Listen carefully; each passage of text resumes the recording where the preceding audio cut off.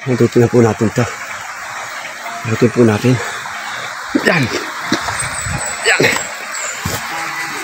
Ayan. Ayan.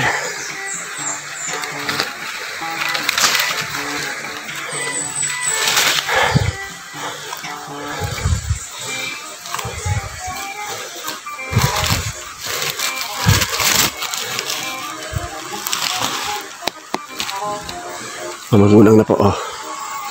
Ganda, oh. So, yung ganda pag nababalutan, kita nyo yung resulta, oh. Walang katama-tama. Yan, oh. Yan po, oh. Pag nababalutan na ang sako. Ganda nito. Ganda pa naman ang lamukot nito. Buta yung isa. Ito po, ilalagay mo sa dampa. Ano po? Yan po, mga kapang inakyat po. Kakakuhinit na. Yan, kukunin ko rin.